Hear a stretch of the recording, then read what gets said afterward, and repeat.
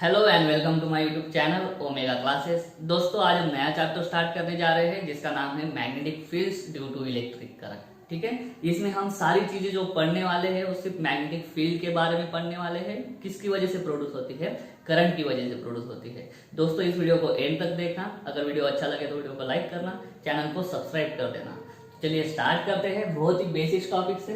ठीक है, क्या है magnetic fields due to electric current? इसका मतलब क्या है? इलेक्ट्रिक करंट की वजह से क्या प्रोड्यूस होना? Magnetic fields. ठीक है, तो प्रोड्यूस होंगी। ठीक है, और उसका हम स्टडी करेंगे। तो सबसे पहले जो साइंटिस्ट थे इंट्रोडक्शन पार्ट में, देखो हैंस क्रिश्चियन ऑस्टर। ठीक है, ये जो साइंटिस्ट थे सबसे पहले इन्होंने क्या किया, एक कंसेप्ट का इन्वेंशन किया। उन्होंने क्या किया, एक कंडक्टर लिया, स्ट्रेट कंडक्टर, और उस स्ट्रेट कंडक्टर में से करंट पास कर दिया। उस स्ट्रेट कंडक्टर में से क्या पास कर दिया? करंट पास कर दिया। और करंट पास करने के बाद में क्या किया, एक मैग्नेटिक मटेरियल लिया। ठीक है, एक मैग्नेटिक मटेरियल लिया, कुछ भी हो जिसपे क्या कर सकता है, मैग्नेट फोर्स लगा सकता है, वैसे मटेरियल को हम बोलेंगे मैग्नेटिक मटेरियल। और मैग्नेटिक मटेरियल को क्या किया उन्होंने, धीरे धीरे इसके पास में लाते गए, धीरे धीरे इसके पास में लाते गए। तो उनको ऐसा एक्सपीरियंस हुआ कि जैसे ही ये मैग्नेटिक मटेरियल ऐसा थोड़ा थोड़ा इधर आएगा तो कुछ फोर्स नहीं लगेगा। मानो इस पॉइंट पे आया ना, तो इस मैग्नेटिक मटेरियल पे क्या लगने लग गया? फोर्स लग गया। ठीक है, तो फोर्स कौन लगाता है? इधर तो कोई है नहीं। फोर्सेस दो टाइप्स के होते हैं, एक होता है कांटेक्ट फोर्स और दूसरा होता है नॉन कांटेक्ट फोर्स। और नॉन कांटेक्ट फोर्स को ही हम बोलते हैं फील्ड फोर्स। ठीक है, क्लास 11 में एक चैप्टर है फोर्स नाम का, उसमें है एक होता है कांटेक्ट फोर्स, दूसरा होता है नॉन कांटेक्ट फोर्स। और नॉन कांटेक्ट फोर्स को ही बोलते हैं फील्ड फोर्स। तो यहाँ पे मटेरियल कौन सा है? Magnetic material. मैग्नेटिक मटेरियल पे कौन सी फील्ड फोर्स लगा सकती है? तो मैग्नेटिक फील्ड फोर्स लगा सकती है। तो मैग्नेटिक फील्ड कहां से आई? तो मैग्नेटिक फील्ड कहां से आई? तो इसके वजह से आई। क्यों हुआ? क्योंकि एक वायर थी, एक कंडक्टर था, उस कंडक्टर में से क्या पास हुआ? करंट पास हुआ। और जैसे ही किसी कंडक्टर में से करंट पास होता है, वो कंडक्टर के आसपास एक फील्ड बन जाती है। वो फील्ड इलेक्ट्रिक फील्ड नहीं होती है, वो फील्ड होती है मैग्नेटिक फील्ड। और जैसे ही मैग्नेटिक फील्ड के अंदर कोई मैग्नेटिक मटेरियल आप लाओगे, फील्ड का नेचर ही होता है कि क्या लगाना? फोर्स लगाना। जैसे ग्रेविटेशनल फील्ड का नेचर होता है वो ग्रेविटेशनल फोर्स लगाती है।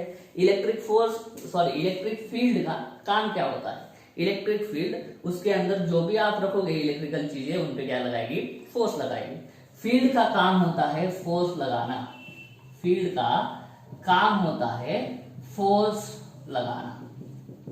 ठीक है, ये बात कभी मत भूलना। इलेक्ट्रिक फील्ड क्या करेगी? चार्ज पे फोर्स लगाएगी। वैसे ही मैग्नेटिक फील्ड भी क्या करने वाली है? फोर्स लगाने वाली है। ठीक है, तो magnetic fields due to electric current में सबसे पहला पॉइंट आप क्या पढ़ोगे? आप ऐसा पढ़ोगे कि इफ अ वायर और if the current flows through a straight conductor, straight या कुछ भी हो, ठीक है, तो स्ट्रेट मत बोलो, if current flows through a conductor, then the magnetic field is produced around the conductor।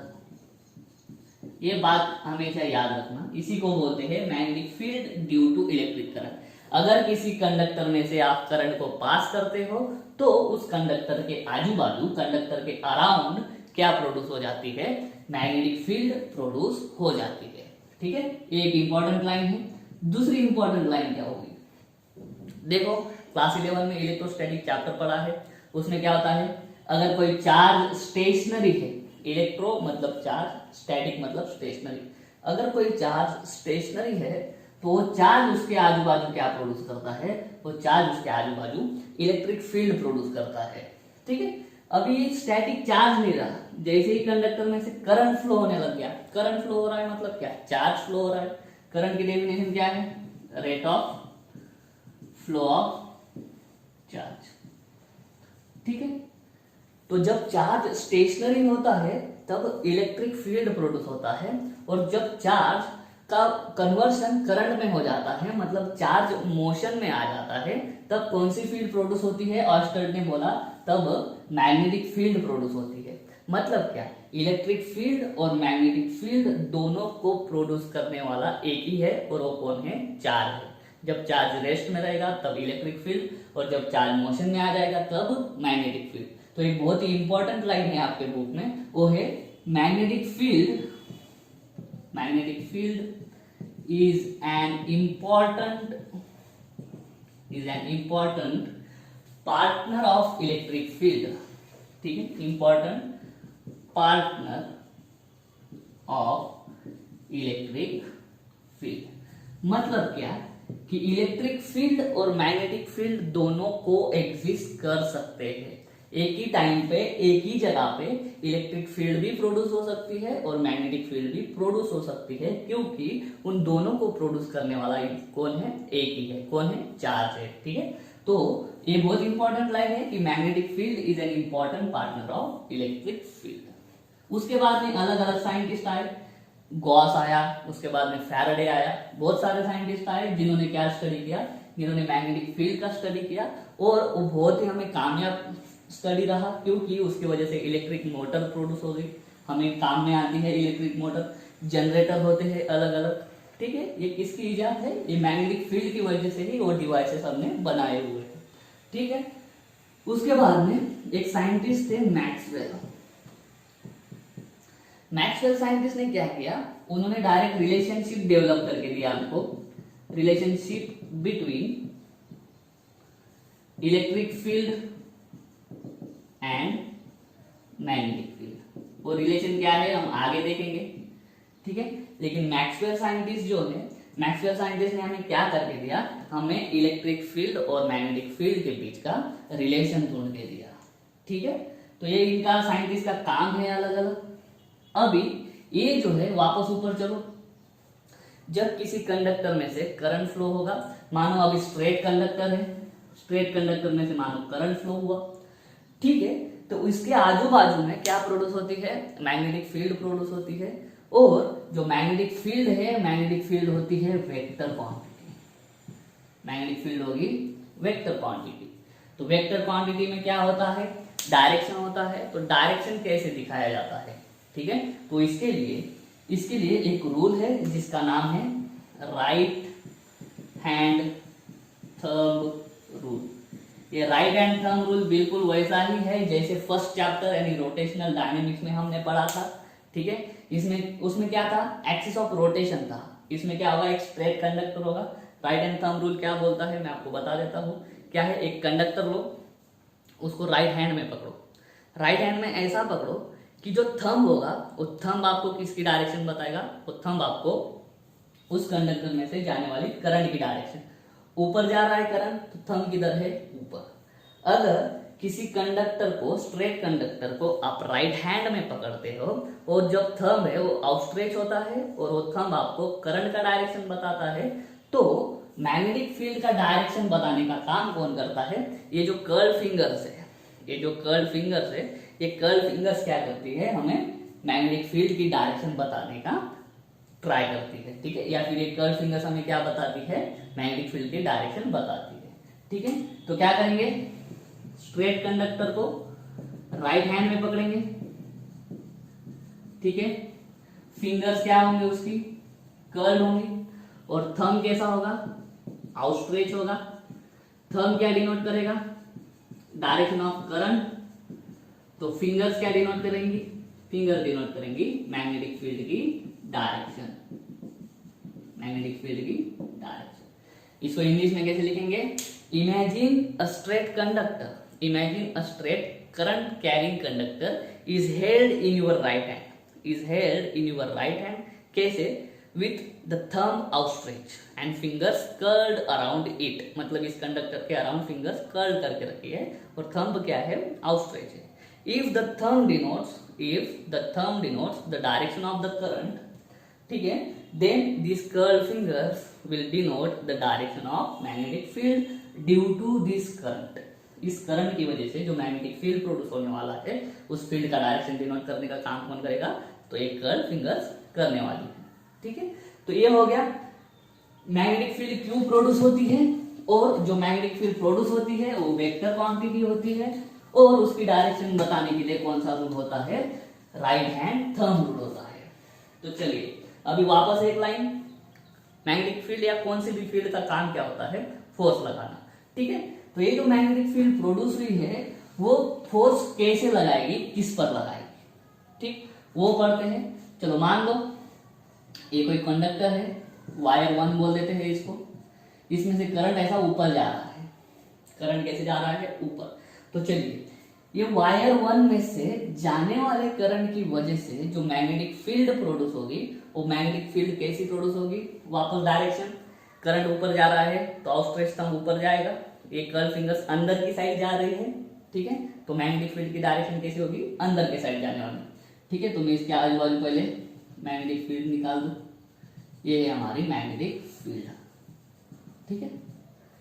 अभी क्या करना है, हमें फोर्स के बारे में पढ़ना है, ठीक है। किस पे फोर्स लगाने वाली है वो पढ़ते हैं।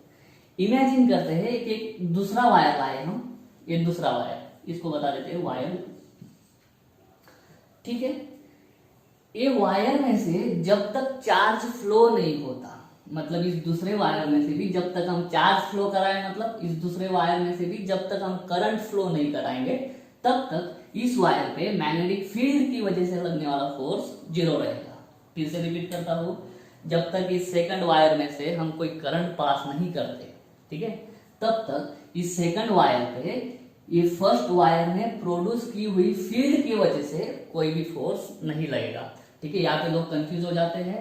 देखो यहाँ पे फोर्स कौन लगाने वाला है, ये जो पहला वायर है उसके अंदर जाने वाले करंट की वजह से जो फील्ड प्रोड्यूस हो रही है वो फील्ड फोर्स लगाती है, ठीक है। कौन फोर्स लगाता है, वो फील्ड फोर्स लगाएगी। किस पे लगाएगी, तो इस पे लगाएगी, ठीक है। तो ये फील्ड तब तक फोर्स नहीं लगा पाएगी जब तक जिस पे फोर्स लगाना है उसमें से करंट पास नहीं होता, उसमें से करंट पास नहीं होता, तब तक इस पे फोर्स नहीं लगाएगी। तो अभी हम क्या करते हैं, इसमें से भी करंट पास कर देते हैं, मानो कुछ तो करंट है आया, मान लेते हैं कुछ तो करंट है आया। तो चलिए अभी इस पॉइंट पे या फिर इस वायर पे क्या लगने वाला है, अभी फोर्स लगेगा, क्योंकि क्या है, दो चीजें हैं। ये जो दूसरी वायर है इसको कहां पे रखा है, पहले वायर की जो मैग्नेटिक फील्ड प्रोड्यूस हुई है उसके फील्ड के अंदर रखा है, ठीक है। फील्ड के बाहर होता तो ऐसे भी फोर्स नहीं लगता। तो पहली चीज क्या है, इस कंडक्टर को किसके अंदर रखो, फील्ड के अंदर रखो। और दूसरी चीज क्या करो, इस कंडक्टर में से करंट पास कराओ। जब तक करंट पास नहीं होगा तब तक ये वाली फील्ड इस कंडक्टर पे फोर्स नहीं लगा पाएगी, करेक्ट है।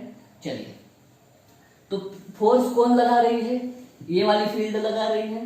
तो जिस पॉइंट पे, जिस कंडक्टर पे फोर्स लग रहा है ना, तो उस पॉइंट पे हमें क्या करना है, फील्ड का डायरेक्शन बताओ। तो इसकी वजह से प्रोड्यूस होने वाली फील्ड है यही, बराबर है। डायरेक्शन कैसी है, अंदर के साइड जाने वाली। तो मान लो ये जो डायरेक्शन है ये अंदर के साइड जाने वाली, और मैग्नेटिक फील्ड को डिनोट किया जाता है बी से। मैग्नेटिक फील्ड है वेक्टर क्वांटिटी, इसलिए ऊपर लिखा है बी बार, ठीक है। चलो अभी जो फोर्स लगेगा, दोनों कंडीशन सेटिस्फाई हो गई। पहली कंडीशन क्या है, जो कंडक्टर है वो इसके फील्ड के अंदर आना चाहिए, और दूसरा जिस कंडक्टर पे फोर्स कैलकुलेट करना है उस कंडक्टर में से भी क्या फ्लो होना चाहिए, करंट फ्लो होना चाहिए। क्यों, आगे फॉर्मूला आएगा, मैं बताता हूं आपको। तो ये फोर्स कैसा लगेगा, फोर्स दो टाइप के होते हैं, एक फोर्स होता है अट्रैक्शन वाला, दूसरा फोर्स होता है रिपल्शन वाला। यहाँ पे कौन सा लगेगा, तो उसके लिए भी एक रूल है, उसके लिए रूल है फ्लेमिंग्स लेफ्ट हैंड रूल। चलो लेफ्ट हैंड है मतलब लेफ्ट हैंड, ये रहा। वो लेफ्ट हैंड रूल क्या बताएगा, बहुत सिंपल है, ठीक है। 3 उंगलियां लेनी है, ठीक है। कितनी उंगलियां लेनी है, 3 लेनी है। सबसे पहली उंगली जो होगी, फिंगर जो होगी, वो होगी फर्स्ट फिंगर, इसको बोलते हैं मिडल फिंगर, और इसको बोलते हैं थंब। इन तीनों का काम है, ठीक है। तो चलिए हमें ये तीनों उंगलियां इस तरह से एडजस्ट करनी है। फ्लेमिंग लेफ्ट हैंड रूल क्या बोलता है, हमें ये तीनों उंगलियां इस तरह से एडजस्ट करनी है कि कोई उंगली किसकी तो भी डायरेक्शन बताए, ठीक है। तो फ्लेमिंग का लेफ्ट हैंड रूल क्या बोलता है कि adjust your left hand fingers, कौन से पहली फिंगर है फर्स्ट फिंगर, दूसरा है मिडल फिंगर और तीसरा है थंब। इन तीनों को कैसे एडजस्ट करो, इन तीनों को म्यूचुअली परपेंडिकुलर एडजस्ट करो। इन तीनों को क्या करो, म्यूचुअली परपेंडिकुलर एडजस्ट करो। तो देखो ये हो गया इधर की डायरेक्शन एक्स डायरेक्शन, ये हो गया नीचे वाली वाई डायरेक्शन, ये हो गई जेड डायरेक्शन, ये तीनों एक दूसरे को परपेंडिकुलर हो गए। लेकिन इतना ही नहीं, इतना ही काफी नहीं है। आगे क्या बोलता है, जो फर्स्ट फिंगर है इसने डिनोट करना चाहिए डायरेक्शन ऑफ बी बार। मतलब क्या, फर्स्ट फिंगर ने मैग्नेटिक फील्ड की डायरेक्शन डिनोट करना चाहिए और दूसरी फिंगर ने किसका डायरेक्शन डिनोट करना चाहिए, करंट का डायरेक्शन। ठीक है, तो उस तरह से उसको एडजस्ट करो। तो इस केस में यहाँ पे जो मैग्नेटिक फील्ड है वो अंदर की साइड है। मैग्नेटिक फील्ड की डिनोट करने का काम किसका है, फर्स्ट फिंगर का। तो फर्स्ट फिंगर अंदर जाना चाहिए, ये मेरी फर्स्ट फिंगर अंदर गई। ठीक है, दूसरी चीज जो मिडल फिंगर है उसने करंट डिनोट करना चाहिए। करंट किधर है, उधर। तो चलिए मिडल फिंगर को उठाओ, ये देखो ये मिडल फिंगर ऊपर गई, मैग्नेटिक फील्ड अंदर, करंट ऊपर। ठीक है, और थंब अपने आप फिर ऐसा हो जाएगा। ठीक से अगर एडजस्ट करोगे, ठीक से अगर एडजस्ट करोगे तो थंब ऐसा हो जाएगा म्यूचुअली परपेंडिकुलर। देखो ये फर्स्ट फिंगर मैग्नेटिक फील्ड की डायरेक्शन, ये मिडल फिंगर करंट की डायरेक्शन। तो ये जो फोर्स है, जो थंब है, वो थंब किसका डायरेक्शन डिनोट करेगा अपने को, फोर्स का डायरेक्शन। कौन से फोर्स का डायरेक्शन, जो इस कंडक्टर पे लगने वाला है। ठीक है, फर्स्ट फिंगर डिनोट करेगा मैग्नेटिक फील्ड की डायरेक्शन, सेकंड या मिडल फिंगर जो है वो डिनोट करेगा करंट की डायरेक्शन, और थंब अपने आप फिर जैसे एडजस्ट होगा वो थंब इस कंडक्टर पे लगने वाली फोर्स की डायरेक्शन बताएगा। तो इस केस में इस कंडक्टर पे फोर्स लग रहा है इस दिशा में। समझ में आ रहा है, फिर से देखो फर्स्ट फिंगर अंदर की साइड, क्योंकि मैग्नेटिक फील्ड ये ऊपर जाने वाला, करंट ऊपर जा रहा है, तो मिडल फिंगर ऊपर के साइड जाएगा, मिडल फिंगर करंट के लिए। तो अपने आप ये ऐसा हो जाएगा। ठीक है, म्यूचुअली परपेंडिकुलर करना है। ठीक है, तो ये थंब ऐसा हो जाएगा, तो ये थंब इधर की साइड। तो फोर्स कौन सी साइड लगा, इधर के साइड। तो इसका मतलब क्या बोल सकते हैं हम, देखो अगर ये करंट आई की डायरेक्शन है ऊपर, ठीक है, दूसरा वाला भी जो कंडक्टर है उसमें से जाने वाला करंट भी आई किधर है, ऊपर। अगर दोनों कंडक्टर में से जाने वाला करंट सेम डायरेक्शन में है, दोनों कंडक्टर में से जाने वाला करंट अगर सेम डायरेक्शन में है, तो ये पहला कंडक्टर है उसकी वजह से जो मैग्नेटिक फील्ड बनी है, वो मैग्नेटिक फील्ड क्या करेगी, दूसरे कंडक्टर को अट्रैक्ट करेगी। ठीक है, ये भी बनाएगा उसकी खुद की मैग्नेटिक फील्ड वगैरह वगैरह, इसके मैग्नेटिक फील्ड के अंदर ये भी आता है। तो इसका मतलब क्या हो जाएगा, ये दोनों एक दूसरे को अट्रैक्ट करेंगे। अगर दोनों कंडक्टर में से जाने वाले करंट की डायरेक्शन सेम है, तो दोनों कंडक्टर एक दूसरे को करेंगे अट्रैक्ट। ठीक है, ये बात कभी मत भूलना। अगर एक करंट की डायरेक्शन में उल्टी कर देता हूं, करंट की डायरेक्शन में उल्टी कर देता हूं, तो थंब बताओ, ठीक से देखो इस पे लगने वाला फोर्स क्या होगा। अगर करंट पहले ऊपर जा रहा था, अभी किधर जाएगा, अपोजिट डायरेक्शन में। इसका ऊपर है करंट जाने वाला, इसका नीचे है जाने वाला करंट। तो अभी इस पे फोर्स कैसा लगेगा, तो इस पे लोग कंफ्यूज हो जाते हैं कि क्या ये जो कंडक्टर है इसके जो करंट की डायरेक्शन हमने चेंज की है। स्टूडेंट कंफ्यूज काफी हो जाते हैं, इसकी वजह से ये मैग्नेटिक फील्ड की डायरेक्शन भी चेंज करा देते हैं। ठीक है, लेकिन वैसा नहीं होता। हमें इस पे लगने वाला फोर्स निकालना है, कौन सी फील्ड लगाएगी फोर्स, इसके वजह से प्रोड्यूस होने वाली फील्ड। तो यहाँ पे जो फील्ड का डायरेक्शन आप बताओगे, वो फील्ड का डायरेक्शन किसका होगा, इसने प्रोड्यूस की हुई फील्ड का डायरेक्शन। तो इसने प्रोड्यूस की हुई फील्ड का डायरेक्शन अभी भी कैसा है, अंदर के साइड है। ठीक है, कैसे, ये ऊपर है करंट, तो बताओ इस तरह से आउटस्ट्रेच टर्म ऊपर, फील्ड अंदर, तो फील्ड है अंदर। ठीक है, अभी करंट का डायरेक्शन नीचे, तो देखो फील्ड अंदर, फर्स्ट फिंगर फील्ड के लिए, ठीक है, करंट नीचे, तो ऐसा होगा। देखो इसको एडजस्ट करता हूं, फील्ड अंदर, करंट का डायरेक्शन नीचे, ये रहा। देखो ये फर्स्ट फिंगर फील्ड, ये फील्ड अंदर के दिशा में, ये मिडल फिंगर नीचे, करंट का डायरेक्शन नीचे, ये थंब किसका डायरेक्शन हो गया, फोर्स का डायरेक्शन हो गया। तो फोर्स किधर लगेगा, फोर्स अभी इधर लगेगा। तो इधर लगेगा मतलब क्या, इसने प्रोड्यूस की हुई फील्ड इस कंडक्टर को उधर ढकेलेगी। उधर ढकेलेगी मतलब क्या हो जाएगा, रिपल्शन वाला फोर्स हो जाएगा। तो ठीक है, अगर जब दोनों कंडक्टर में से जाने वाली करंट्स की डायरेक्शन डिफरेंट है, डिफरेंट का जान दो अपोजिट है, तो अपोजिट होगा तो क्या होगा, फिर रिपल होगा। अपोजिट होगा तो क्या होगा, रिपल होगा।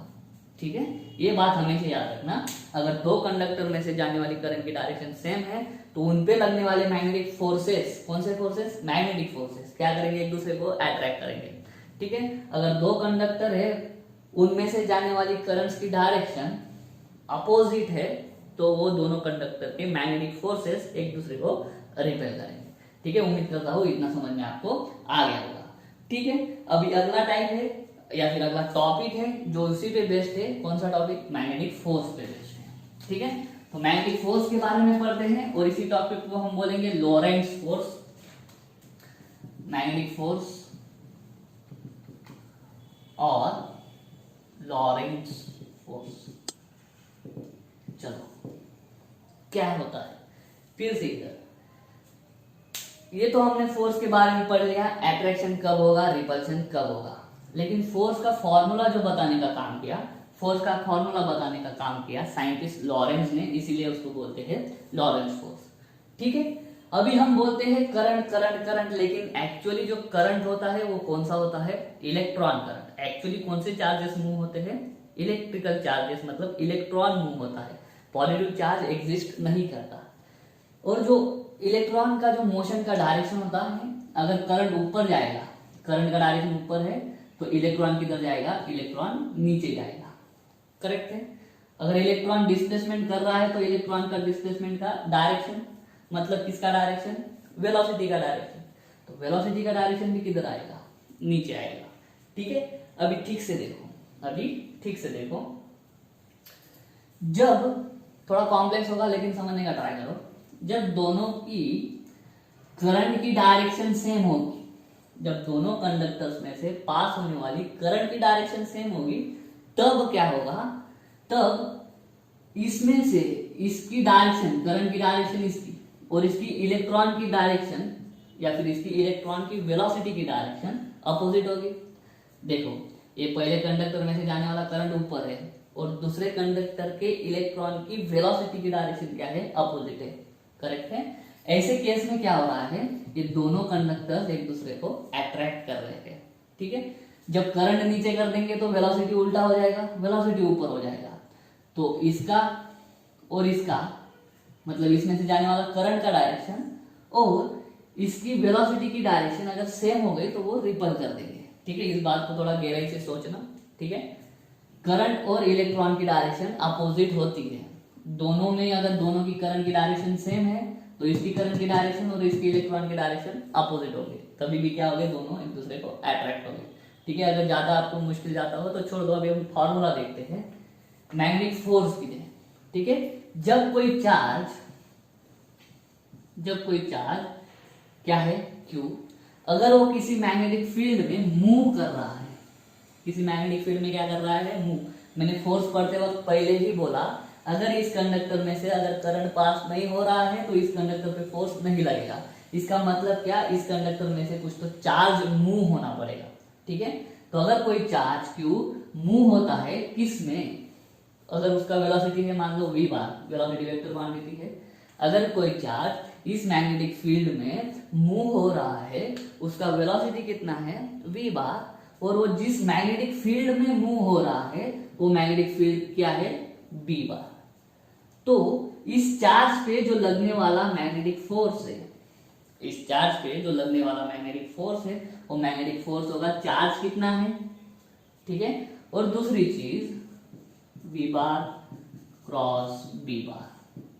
अब ये क्यों आया, ब्रैकेट में ये क्यों आया, तो फोर्स को ठीक से देखो, फोर्स को ठीक से देखो, ये अभी डायरेक्शन दोनों की सेम है ना, तो मैं इसको अभी फोर्स को वापस ऐसा कर देता हूँ। ठीक, चलो, ये जो b बार की डायरेक्शन है ये अंदर जा रही है, मतलब ऐसी है। ठीक है, ऐसी, ये जो वेलोसिटी है ये ऐसा है, मतलब एक ऐसा है और दूसरा कैसा है, ऐसा है। ठीक है, और जो ये फोर्स है ये ऐसा है, मतलब ये जो फोर्स है इसका डायरेक्शन ये b बार को भी और v बार को भी परपेंडिकुलर है। ठीक है, ये समझ के चलो, इस फोर्स का डायरेक्शन b बार और v बार दोनों को परपेंडिकुलर है। ये फोर्स कौन सी क्वांटिटी है? Vector quantity. बी बार भी वेक्टर क्वांटिटी है, वी बार भी वेक्टर क्वांटिटी है। हमें फोर्स के बारे में पढ़ना है। तो ठीक है, फोर्स कब मिलता है, वेक्टर क्वांटिटी कब मिलती है? दो वेक्टर का जब क्रॉस मल्टीप्लीकेशन, चलो 11th का चैप्टर जो सेकंड चैप्टर है मैथमेटिकल मेथड्स, उसमें स्केलर एंड वेक्टर है। उसमें वेक्टर का जो रूल है वेक्टर प्रोडक्ट का, उसमें क्या बताते हैं, अगर दो वेक्टर्स का क्रॉस प्रोडक्ट किया जाता है, अगर दो वेक्टर्स का क्रॉस प्रोडक्ट किया जाता है तो तीसरा वेक्टर मिलता है, और तीसरे वेक्टर की डायरेक्शन होती है इन दोनों को परपेंडिकुलर। अगर फ्लेमिंग के लेफ्ट हैंड रूल से देखा जाए तो ये दोनों वेक्टर से, और ये जो तीसरा वेक्टर है, ये तीसरा वेक्टर इन दोनों को परपेंडिकुलर है, तो इस तीसरा वेक्टर का इन दोनों के साथ में रिलेशन क्या होगा, तो इन दोनों का अगर क्रॉस प्रोडक्ट करोगे तो आपको तीसरा वेक्टर मिलने वाला है। ठीक है, तो ये होता है उस चार्ज पे लगने वाला मैग्नेटिक फोर्स, मतलब force due to magnetic field. ठीक है, क्यों मतलब उस चार्ज की वैल्यू कितना कूलम्ब का है, वी बार मतलब उस चार्ज की वेलोसिटी, और बी बार मतलब उस चार्ज, वो जो चार्ज है वो जिस मैग्नेटिक फील्ड में मूव कर रहा है उस मैग्नेटिक फील्ड का वैल्यू। ठीक है, इस तरह से अगर मान लो कोई चार्ज मूव हो रहा है और अभी इलेक्ट्रिक फील्ड भी है साथ में, और क्या है, दोनों है, इलेक्ट्रिक फील्ड भी है और मैग्नेटिक फील्ड दोनों है। ठीक है, तो टोटल फोर्स कितना लगेगा, तो उस पर इलेक्ट्रिक फील्ड भी फोर्स लगाएगी, ठीक है, और मैग्नेटिक फील्ड भी फोर्स लगाएगी। ठीक है, इलेक्ट्रिक फील्ड जो फोर्स लगाती है वो हमने क्लास 11 में पढ़ा है। वो इलेक्ट्रिक फील्ड का फोर्स कितना होता है, वो मैग्नीट्यूड ऑफ चार्ज, और ये होता है इलेक्ट्रिक फील्ड, ठीक है, जो वेक्टर क्वांटिटी है, प्लस मैग्नेटिक फील्ड का अभी पढ़ा Q into V bar cross B bar. तो ये जो टोटल फोर्स है, इस टोटल फोर्स को बोला जाता है लॉरेंट्ज फोर्स। क्या बोला जाता है, लॉरेंट्ज फोर्स। अब इसको ठीक से देखो, जो force due to electric field है वो किस पे डिपेंड करता है, वो सिर्फ चार्ज की वैल्यू पे डिपेंड करता है। जो आपने देखो, ये कुछ इलेक्ट्रिक फील्ड है, कितनी है, ई है, ठीक है, ई बार, और यहाँ पे एक चार्ज है जिसपे आपको लगने वाला फोर्स कैलकुलेट करना है। तो ये चार्ज क्यू मतलब किसकी वैल्यू, जिस चार्ज पे फोर्स लगने वाला है उसकी वैल्यू, ठीक है, और ई बार मतलब क्या, इलेक्ट्रिक फील्ड की वैल्यू। तो चार्ज स्टेशनरी है तो भी इलेक्ट्रिक फील्ड क्या करती है, इस स्टेशनरी चार्ज पे फोर्स लगाती है। लेकिन जब चार्ज स्टेशनरी हो जाएगा, मतलब चार्ज रेस्ट में हो जाएगा, तो मैग्नेटिक फील्ड फोर्स नहीं लगा पाएगी। क्यों नहीं लगा पाएगी, क्योंकि मैग्नेटिक फोर्स लगने के लिए उस चार्ज के पास क्या होनी चाहिए, उस चार्ज के पास वेलोसिटी होनी चाहिए। ठीक है, तो जब चार्ज रेस्ट में रहेगा तब उस पर लगने वाला फोर्स सिर्फ किसकी वजह से रहेगा, इलेक्ट्रिक फील्ड की वजह से। लेकिन अगर चार्ज जब रेस्ट में हो जाता है, मतलब उसकी वेलोसिटी जीरो हो जाती है, वेलोसिटी जीरो हो गया तो सब जीरो हो गया, मतलब मैग्नेटिक फोर्स जीरो हो जाएगा। ठीक है, एक एक किस्सा है। उसके बाद में मान लो V bar and B bar दोनों क्या है, अभी वापस स्केलर वेक्टर प्रोडक्ट के रूल पे जाओ। अगर वी बार और बी बार अगर पैरेलल हो जाते हैं, अगर क्या हो जाते हैं, पैरेलल, पैरेलल मतलब उन दोनों के बीच का थीटा जीरो, ठीक है, और इसको क्रॉस प्रोडक्ट को हम ऐसे लिखते हैं, वी बी साइन थीटा लिखेंगे, मैग्नीट्यूड अगर लिखेंगे तो, ठीक है, तो साइन जीरो पैरेलल है तो थीटा जीरो, दोनों अगर पैरेलल है तो theta zero, sine zero zero हो जाएगा, तो V bar cross B bar का मैग्नीट्यूड जीरो हो जाएगा, ये वाला ब्रैकेट जीरो हो जाएगा, फोर्स भी कितना हो जाएगा, जीरो हो जाएगा। इसका मतलब क्या है कि जो चार्ज है उसका वेलोसिटी का वेक्टर, जो चार्ज है उसका वेलोसिटी का वेक्टर, और जो चार्ज है जिस मैग्नेटिक फील्ड में मूव हो रहा है उस मैग्नेटिक फील्ड की डायरेक्शन, उन दोनों के बीच में कुछ ना कुछ एंगल होना चाहिए। फिर से रिपीट करता हूं, जो चार्ज मूव होगा उसका वेलोसिटी वेक्टर, ठीक है, और वो चार्ज जिस मैग्नेटिक फील्ड में मूव हो रहा है उस मैग्नेटिक फील्ड का डायरेक्शन, इन दोनों के बीच में कुछ ना कुछ एंगल होना चाहिए। दोनों ने एक दूसरे को पैरेलल नहीं होना चाहिए। अगर दोनों भी डायरेक्शन एक दूसरे को पैरेलल हो गई तो मैग्नेटिक फोर्स उस पर नहीं लगेगा। ठीक है, ये दो ऑब्जर्वेशन हम बना सकते हैं किसके लॉ पे, लॉरेंट्ज लॉ या लॉरेंट्ज फोर्स। ये जो इक्वेशन है इसी को बोलते हैं लॉरेंट्ज फोर्स। ठीक है, उम्मीद करता हूं समझ में आ गया होगा। चलो दोस्तों, अभी ये जो मैग्नेटिक फील्ड प्रोड्यूस हुआ है उसका यूनिट डायमेंशन हम देख लेते हैं। ठीक है, देखो अभी अभी हमने देखा कि मैग्नेटिक फोर्स क्या होता है, Q into V bar cross B bar. ठीक है, इसको मैग्नीट्यूड में कैसे लिखेंगे? अगर इसको मैग्नीट्यूड में लिखना है तो यहाँ पे एफ एम बार का मैग्नीट्यूड डाल दो। यहाँ पे Q तो ऐसे भी चार्ज है, चार्ज स्केलर क्वांटिटी होता है, मतलब चार्ज के पास सिर्फ मैग्नीट्यूड होता है। इसका मैग्नीट्यूड कैसे लिखेंगे, इसको अंदर डाल देंगे। करेक्ट है, ओके। तो एफ एम क्या हो जाएगा, ये मॉड की वजह से बाहर हट जाएगा। ये क्या होता है Q, और इसको कैसे लिखते हैं, वी वी साइन थीटा।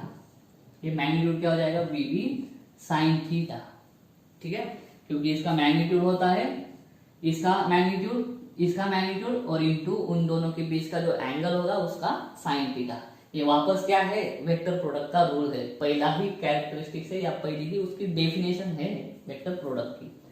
ठीक है, तो देखो B क्या हो जाएगा, अगर F M upon Q B sine theta, अगर मान लो फोर्स कितना है, F है। ठीक है, जो चार्ज है वो कितना कूलम का है, 1 कूलम का है। वेलोसिटी जो है वो 1 मीटर पर सेकंड की है, और थीटा 90 डिग्री है। थीटा क्या है, 90 डिग्री। अभी थीटा मतलब क्या, वेलोसिटी वेक्टर और मैग्नेटिक फील्ड वेक्टर, इन दोनों के बीच का एंगल। अभी थीटा 90 डिग्री मतलब जो चार्ज की वेलोसिटी है वो वेलोसिटी का डायरेक्शन मैग्नेटिक फील्ड के डायरेक्शन को क्या होगा, परपेंडिकुलर। मतलब velocity vector and magnetic field vector both are क्या, परपेंडिकुलर टू ईच अदर। अगर ऐसा हो तो क्या हो जाएगा, B is equal to force upon Q1 velocity 1 sine theta मतलब साइन 90 की कितना 1, तो B इज इक्वल टू क्या आ जाएगा, F आ जाएगा। तो B is equal to F मतलब क्या, B is equal to F मतलब क्या, the magnetic field is equal to the force acting on. ठीक से बताओ डेफिनेशन, इनका यूज करना है हमें। Magnetic field is said to be, अभी यूनिट बाद में देखेंगे। The magnetic field is equal to the force, magnetic field is equal to the force acting on the unit charge, 1 coulomb मतलब unit charge. when it moves, कि जब वो charge move होता है, when it charge moves with velocity 1 metre पर second, with velocity 1 metre पर second, कैसा move हो रहा है, in the magnetic field with its direction perpendicular to the magnetic field। फिर से चार्ज का मैग्नीट्यूड क्या होगा, 1 कूलम मतलब यूनिट चार्ज। चार्ज का वेलोसिटी कितना होगा, 1 मीटर पर सेकंड।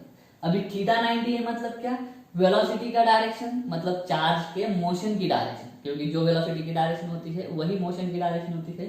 तो चार्ज की मोशन की डायरेक्शन इस मैग्नेटिक फील्ड की डायरेक्शन को क्या होगी, परपेंडिकुलर होगी। वही हमें बताना है कि magnetic field is defined as the force acting on unit charge moving with velocity 1 meter per second, कैसे, with its direction perpendicular to the direction of magnetic field। ठीक है, अभी इसका देखो, जब थीटा 90 डिग्री हो जाएगा तब क्या हो जाएगा, B is equal to force upon Q into V, क्योंकि साइन 91 हो जाता है। इस फॉर्मूले पे से ही आपका यूनिट मिल जाएगा। यूनिट क्या हो जाएगा, फिर फोर्स का होता है न्यूटन, ये होता है चार्ज का कूलम, वेलोसिटी का होता है मीटर पर सेकंड, तो ये पर सेकंड वाला ऊपर चला जाएगा। ठीक है, तो मैग्नेटिक फील्ड का यूनिट क्या हो गया, न्यूटन सेकंड पर कूलम मीटर। ठीक है, तो डायमेंशन क्या हो जाएंगे, तो इसके डायमेंशन निकालो, किसके, इसके, फोर्स अपॉन क्यू बी। चलो डायमेंशन निकालते हैं। फोर्स का डायरेक्शन होता है L1 M1 T minus 2 upon charge का डायरेक्शन होता है I1 T1, क्योंकि charge equal to current into time, I1 T1। ये वेलोसिटी मीटर पर सेकंड मतलब L1 T माइनस, इसको एडजस्ट करो क्या हो जाएगा, देखो L1 कट हो जाएगा तो L0 हो जाएगा। ठीक है, M1 एज इट इज रहेगा। ठीक है, I ऊपर जाएगा तो I -1 हो जाएगा। अभी T का एडजस्ट करो, देखो ये 1 -1 एक दूसरे को कैंसिल कर देंगे। ठीक है, तो T का ऊपर का पावर एज इट इज रहेगा। ये हो गया आपका मैग्नेटिक फील्ड का डायमेंशन। ठीक है, बराबर है, L1 को कट करने के लिए मिल गया तो L0 हो गया। ठीक है, M1 को कट करने वाला कोई नहीं है, I के साथ में कोई नहीं है तो I-1, T के साथ में ये दोनों कट हो गए तो ऊपर एज। ठीक है, ये हो गया आपका मैग्नेटिक फील्ड का डायमेंशन। ये है आपका मैग्नेटिक फील्ड का यूनिट। इसी यूनिट को बोला जाता है टेस्ला। इसी यूनिट को क्या बोला जाता है? टेस्ला। और टेस्ला ही क्या है आपका? SI unit. टेस्ला ही बोला जाएगा अभी एसआई यूनिट। ठीक है, और एक दूसरा भी यूनिट है जिसका नाम है गॉस। ठीक है, गॉस एक कन्वीनियंट यूनिट है, गॉस एसआई यूनिट नहीं है, लेकिन 1 टेस्ला और गॉस के बीच में रिलेशन है, वो है 10⁴ गॉस। न्यूमेरिकल्स में आपको पूछा जाएगा। ठीक है, टेस्ला भी साइंटिस्ट है, गॉस भी साइंटिस्ट है। ठीक है, एक टेस्ला इज इक्वल टू होता है 10⁴ गॉस। न्यूमेरिकल्स में आपको यूजफुल होगा। तो दोस्तों आज हमने देख लिया, क्या क्या देखा कि मैग्नेटिक फील्ड प्रोड्यूस होती है अगर कंडक्टर में से करंट पास होता है, और फील्ड फोर्स कैसे लगाती है, अट्रैक्शन कब लगेगा, रिपल्शन कब लगेगा, मैग्नेटिक फोर्स कितना होता है, इलेक्ट्रिक फोर्स कितना होता है। ठीक है, तो ये सारी चीजें हमने देखी है, यूनिट और डायमेंशन भी हमने देखा मैग्नेटिक फील्ड का। उम्मीद करता हूँ आपको समझ में आ गया होगा। अगर ऐसा है तो वीडियो को लाइक करो, वीडियो को शेयर करो, चैनल को सब्सक्राइब कर दो। मिलता हूँ अगले वीडियो में, तब तक के लिए जय हिंद।